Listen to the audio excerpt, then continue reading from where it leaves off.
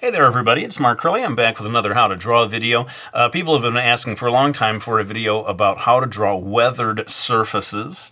And so that's what we're going to be doing today. You can see I've already drawn a character here, and I decided to do this video in an unusual way. I want to show how to draw a weathered surface using pen and ink on this side, and then full color watercolor and other tools on this side. So what I'm going to do is begin by drawing the wall in very rough form. And this is not a video about how to draw a wall. It's really more about the surface. So just in time lapse, I'm going to quickly sketch out a sort of craggy old wall, and then we'll get into the details of what this lesson is all about.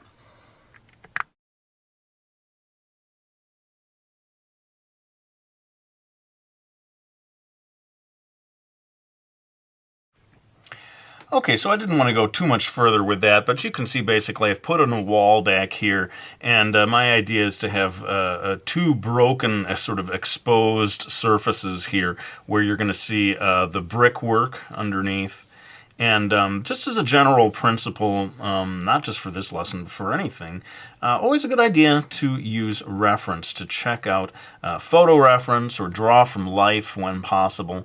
I find over the years that the most important thing for me is to stop winging it as an artist. And don't think, well, I'll just draw this from memory. I can remember basically what it looks like. Well, no.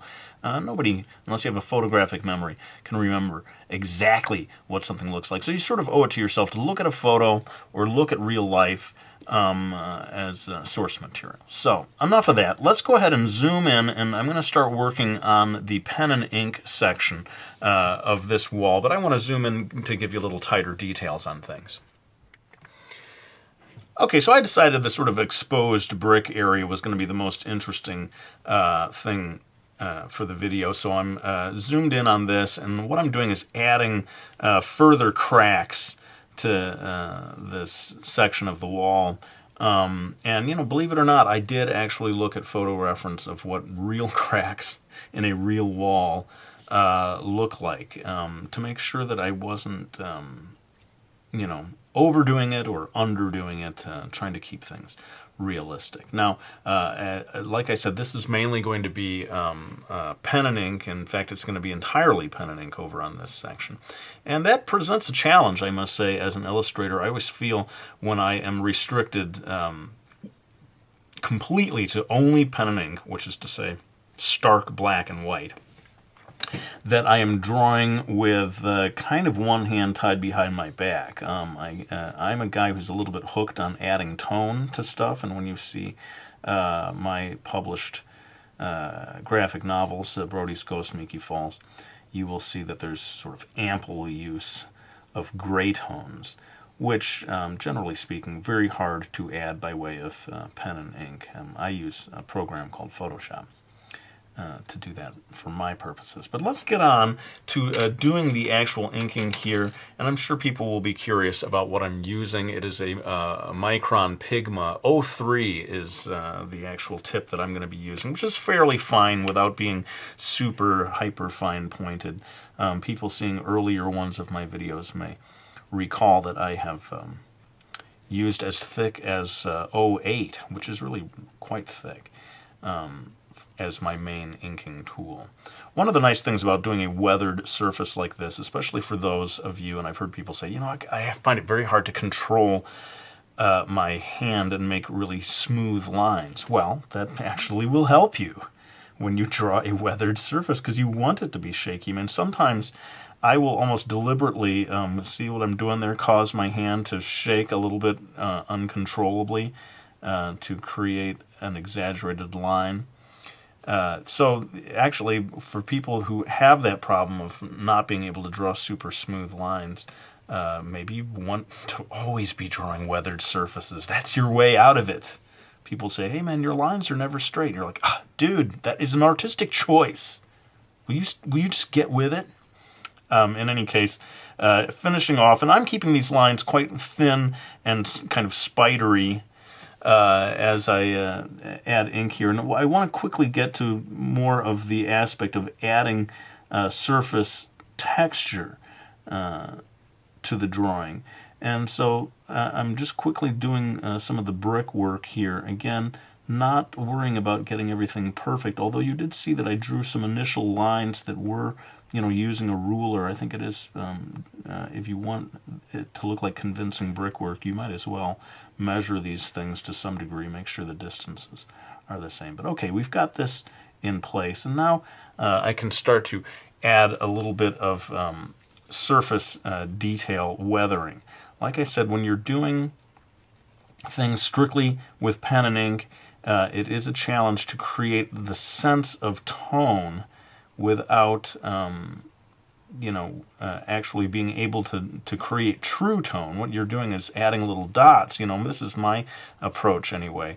I'm using little short strokes of the pen and trying to space them out in such a way that they begin to convey texture on this wall. Now, when we move over to doing the full color section, you're going to see me really going to town with a wide variety of tools to create what will probably be a more convincing illusion of texture. But I want to sort of make sure people understand that I'm not the kind of person who thinks that color is always better than black and white.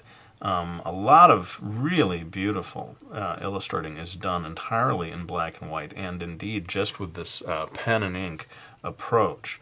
So don't feel that, and also look at the manga industry is really built on the beauty of black and white. Now, part of that is sort of an economical decision, that if you print something in black and white, it's less expensive than if you make it full color. But I think we can all agree that if you took Death Note and colorized it, I don't know if it's going to look better. In fact, you may mess it up, right? I mean, part of the beauty of that artwork is in its very black and whiteness. Now, I'm doing a series now of vertical lines to add tone to these bricks.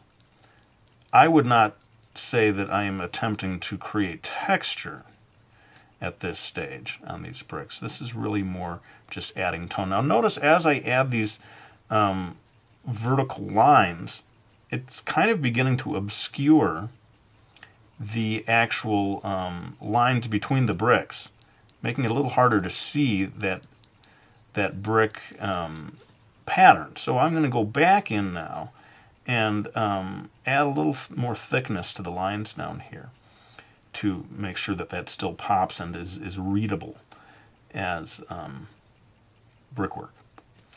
And now, like I said a moment ago, that this is mainly just tone. Now we can get into the realm of adding little extra lines here and there that begin to convey weathering on these bricks. And indeed, the whole process of creating a weathered surface is, for me anyway, as long as I'm doing pen and ink, going to come down to short strokes of the pen like this, or dots even. I've seen people do incredible illustrations that are composed entirely of dots. I'm going to move over to do one more section of the pen and ink, but then I want to pretty quickly move on to the color part of this video, because there's going to be a lot more to talk about in that section. But let's do just a little more pen and ink work. All right, so I'm just going to quickly show you a couple of things here in which I add a technique that I love to use for weathered surfaces. Now, I'm imagining that they're sort of bolts or nails hammered into the walls, or hammered into this wall at regular intervals. And I like the idea of there having been rust, and you see this in real life, of course, when there are metal objects attached to the surface of a wall. I will add these sort of streaks of rust that, on rainy days or whatever, have begun to form. And I will even do that, like up here, in a way that maybe is not necessarily tied to metal, but I think it just adds a cool effect, and that is to add some vertical lines up here that, again, seem to sort of be almost raining down a little bit. I think it is, based on my observations of what happens to real walls in real life. Or maybe it just looks cool. I hope it looks cool. But I will do this a lot. And so I suppose you could say that my approach to doing weathered surfaces comes down to these sort of dot-like pen strokes, and then these more vertical, longer strokes that suggest, as I said, sort of either like a rusting or just sort of over time, something in the paint or surface of that wall is beginning to streak and come down across the surface. Well, I think it's time for me to finish up my pen and ink version. I'm going to do this all in time lapse, and then we will move on to what I think is really going to be the star of the show on this video, and that is the full color version. But let's go ahead and finish up the pen and ink.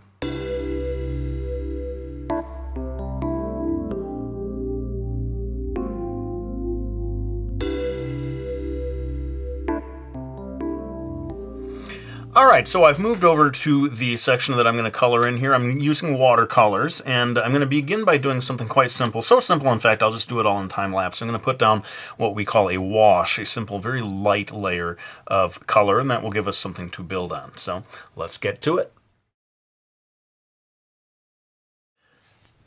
Okay, so I just put down this very light yellowish color, and some of you may be surprised to see that I went right into the brickwork also with that same yellow. The fact is, it's so light that I can now go in with the actual color, and it doesn't really hurt to have had that yellow down there. In fact, it can sort of add a level of complexity to the color when you've got a little bit of yellow. And I think one of the theories of putting down a wash that goes all the way across everything is it sort of unifies the entire illustration in terms of color. It's sort of a little bit of that yellow shines through in some of the cracks and so forth. And in any case, it's a lot easier to just brush right over initially that one piece, that one area. But I'm going to go ahead and zoom in just a little more because I feel like we're maybe still at too much of a remove for you to see the details of the brushwork and so forth. So let's go ahead and refocus the camera. Okay, so now what I'm going to do is go in with a slightly darker but still kind of washed out color to begin adding slightly different bits of color throughout the wall. And the more of this you do, the more solid your surface will eventually look. And there's not a whole lot of rhyme or reason to it. I'm just sort of going in and, you know, trying to get the illusion of randomness. Oddly enough, it can be a challenge to make something truly random as it is in nature.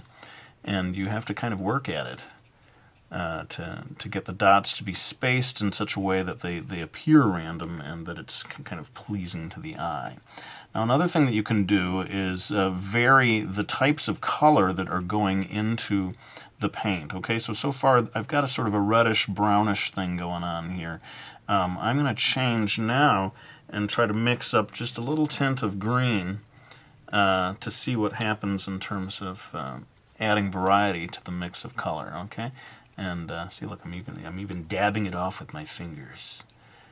I'm into it, man. I use the whole body when I paint. I eat, drink, and breathe art, man. And it's funny that actually you can get away with using your fingers sometimes to manipulate the paint. Another trick is to grab a piece of tissue and dab things off if you feel like it's too dark. But again, I think the idea of adding a variety of colors without going too like rainbow colory is just adds to the feeling of depth. Now, you know that when I was doing the black and white version in ink, I was adding considerably more darkness of tone toward the bottom, and so I want to do the same thing over here, only this time it's mainly going to be by way of watercolor rather than by way of ink. And the part of why I wanted to do this video is I just wanted to see for myself, what does it look like when half of the video, or half of the illustration is done with ink and half of it is done with watercolor, because each one, you know, you sort of behave in a different way as an artist when you are working in those two different media, right? Media, it's not mediums. Those two different media.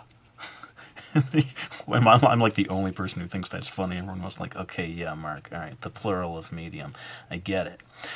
In any case, I want to now switch to a smaller brush. Give me a second. And now I'm going to start to indicate the cracks in the wall using a brush rather than pen and ink. Now, I should say that this technique, this whole video is based on my own personal preferences. And, you know, I periodically have to say this, that I do not propose that this is the way.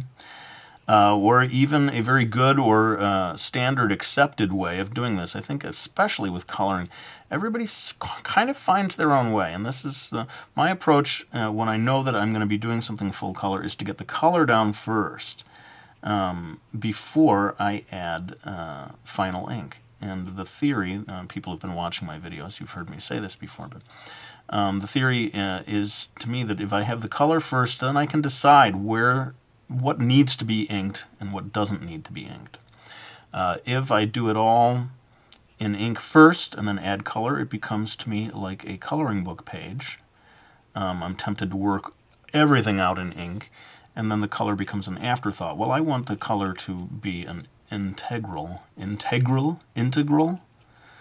part of the illustration and not just this sort of layer that goes on top at the end. And so that's why I start with loose pencil, and then I go in and you know, do these washes of color before coming back in later on and trying to tighten things up with actual inked lines.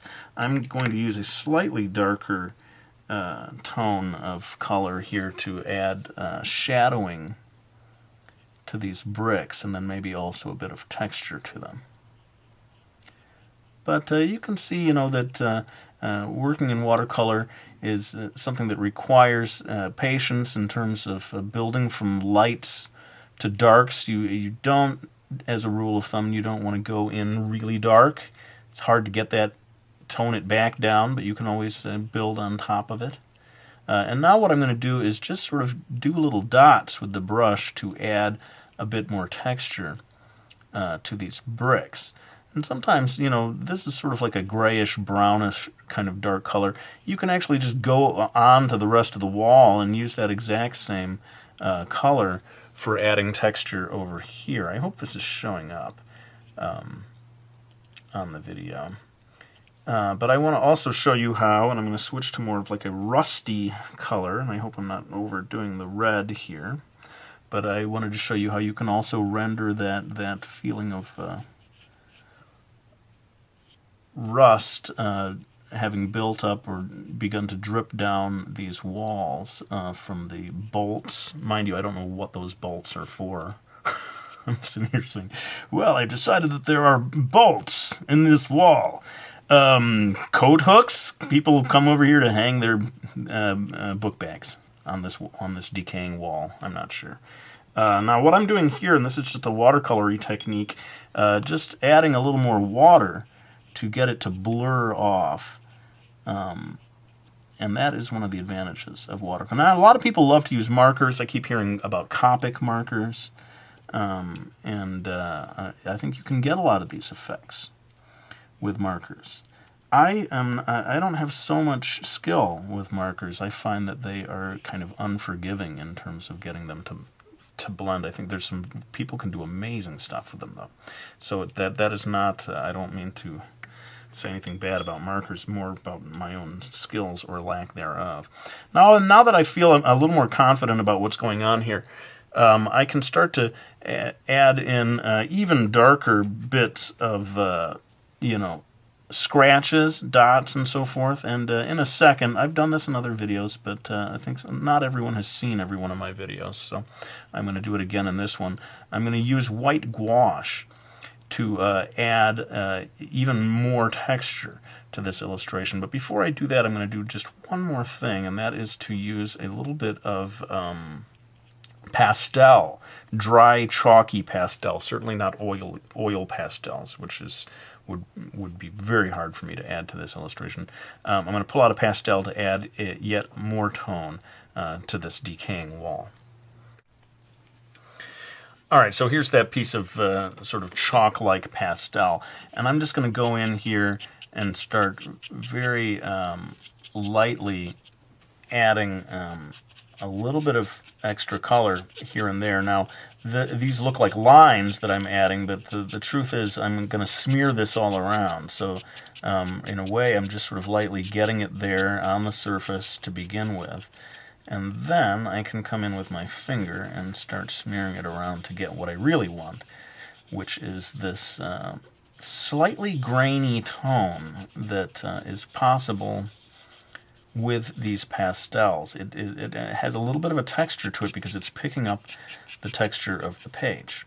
Oh, and by the way, this paper that I'm using is Smooth Bristol, which is sold in pads at art supply stores here in America. A popular chain is called Michaels. It should be available all over the world. Bristol board. It's really fairly thick paper.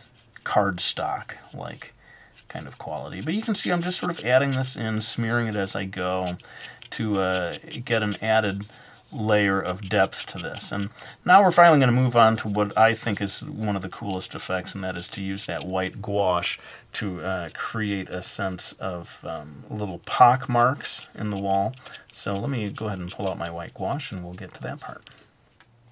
Okay, so here I have this white gouache, comes in a tube like this, and I often will just take my brush and take straight out of the tube the actual white to do this final effect, and that is to add a little bit of highlights all the way across the whole wall. Now, if let's say the light is coming from the upper left, then all of these white highlights are going to go on the lower right of any little dark, as we said, sort of pockmark that you see on the walls. So I just keep going along and finding any area where we have that sort of lower right hand surface that can be accentuated. And I hope this is showing up on the camera, but the more of this you do, it's almost kind of miraculous, I dare say. How's that for humility? It is a miracle what I am doing here with mere brush and paint.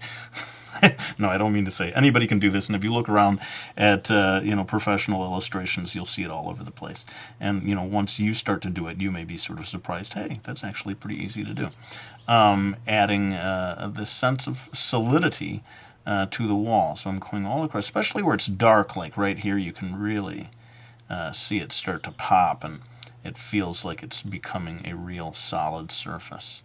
And that all has to just do with the importance of light and shadow, and your eye perceives, again, in the real world, you see this happening all the time when light is hitting a wall.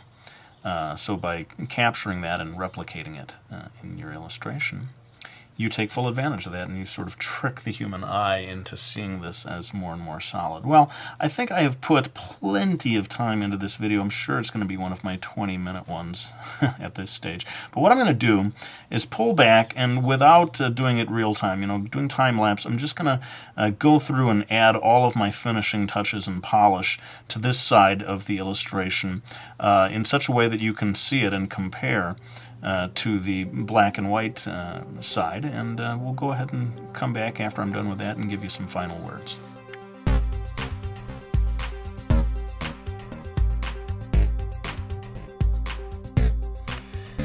All right, well, you can see that I went quite minimal with my inking on this, just to kind of show you that with my approach, the color can really do most of the work for you, and so you don't really necessarily need to bog it down with a lot of inking at the last step. Everyone finds their own way of doing these things, but I do hope you found this video useful, and if you liked this approach in which I showed you both black and white and color in a single video, please let me know. I could certainly do more of them. And of course, we have my little tribute to Mastering Manga. I took this pose from Mastering Manga, my How to Draw Manga book. It's sort of like a chef.